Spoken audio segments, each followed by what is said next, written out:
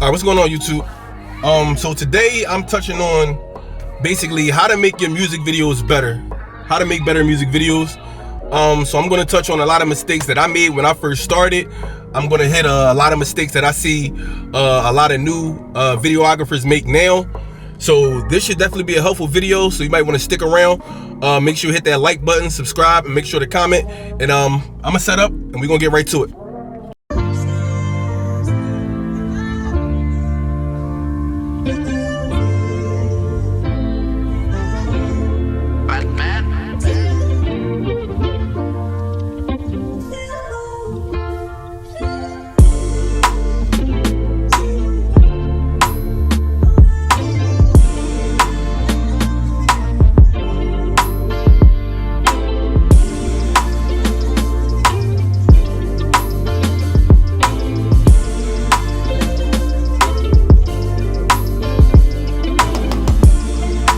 Alright, y'all, so I'm back.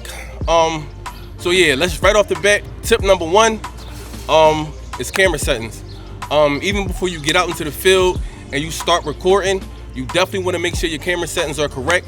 Anytime you shoot a music video, I know for me, I like to shoot 24 frames per second, and basically shooting at 24 frames, that just gives you that just cinematic motion, cinematic look, and anything other than that just won't look natural. Like at 30 frames per second, 60 frames and all that, it just will make the video just not look natural. So definitely you want to shoot in 24 frames.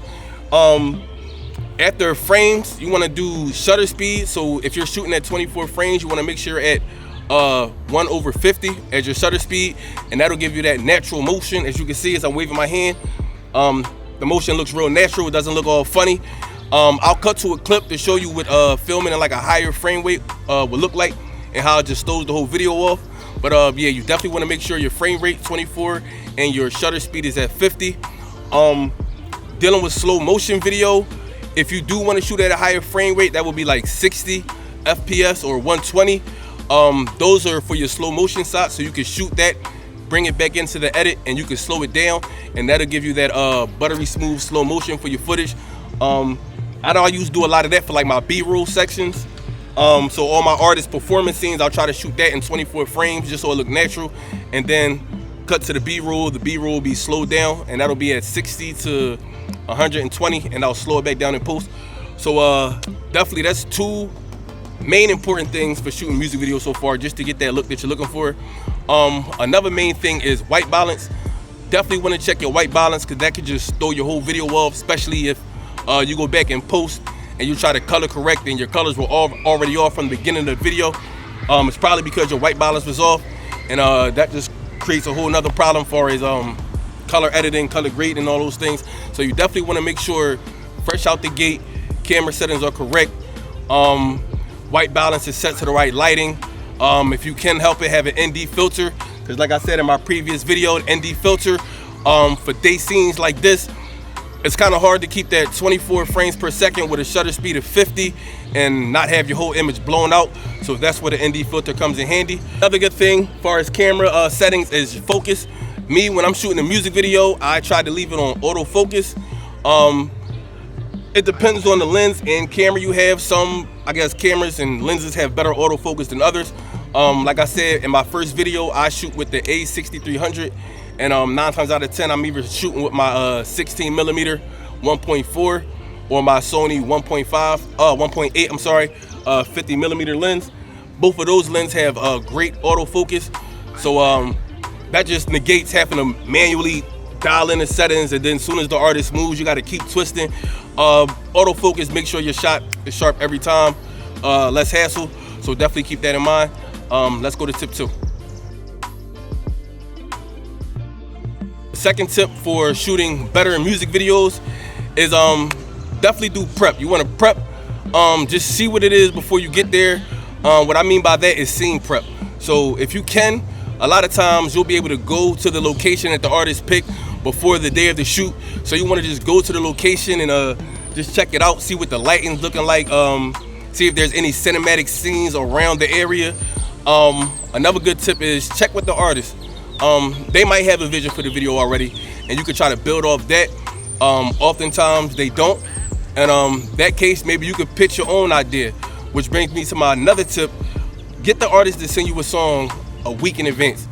And that's what I like to do. I tell my artists, send me the song a week in advance so I can ride around to it, I can get a vibe for it. And you know, anytime you ride around with the music, I mean, ideas just start flowing. So therefore, you can kick that back to the artist, depending on what budget it is. I don't know if you have a budget, you may not.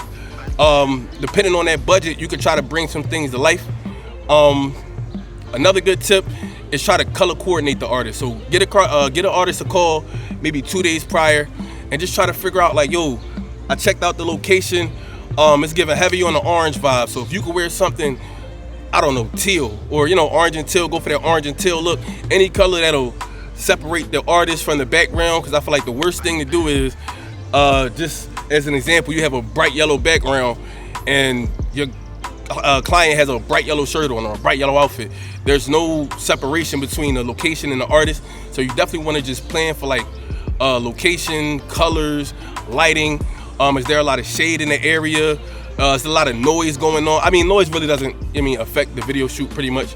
But you definitely want to just watch out for things that could, I guess, deter you from trying to do what you're trying to do, or might be able to enhance it. You could just take that note and plan for that shot.